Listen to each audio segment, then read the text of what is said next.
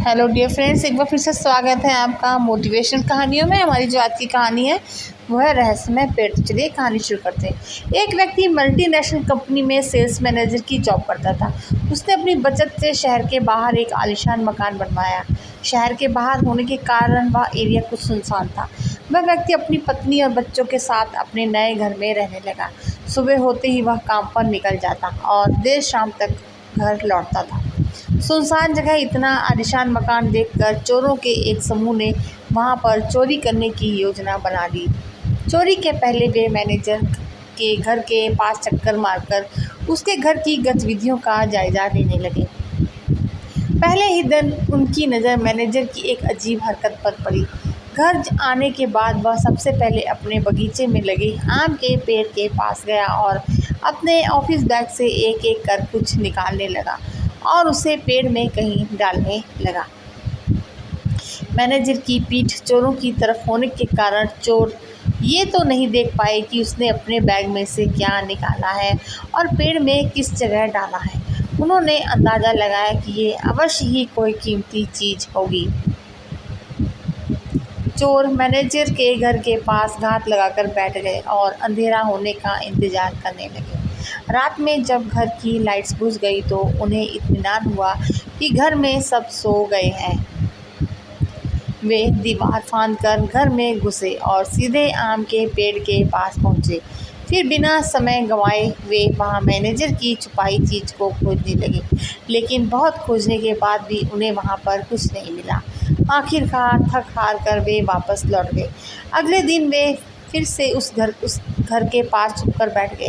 Manager जब office से वापस आया तो चोरों की नज़रें फिर उस पर ही गड़ गई। पिछले दिन की तरह वह सबसे पहले आम के पेड़ के पास गया और बैग से निकालकर उसमें कुछ डालने लगा। फिर वह घर के अंदर चला गया।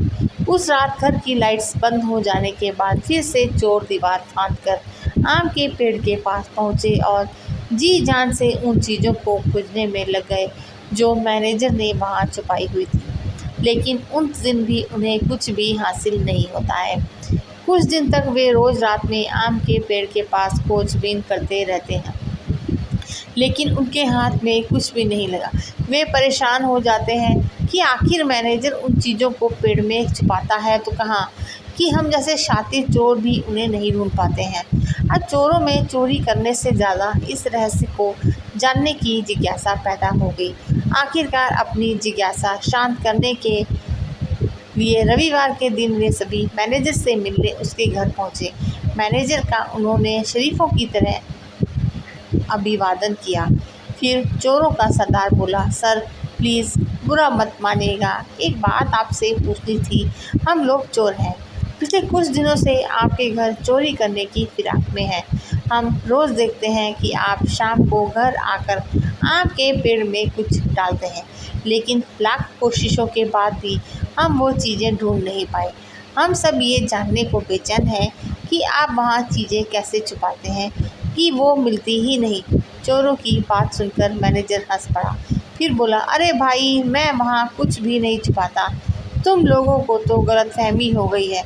नहीं सर, हमने देखा है आप रोज़ शाम को अपने बैग में से कुछ निकालकर पेड़ में डालते हैं। आप वहाँ कुछ न कुछ तो ज़रूर छुपाते हैं। चोर एक स्वर में बोले।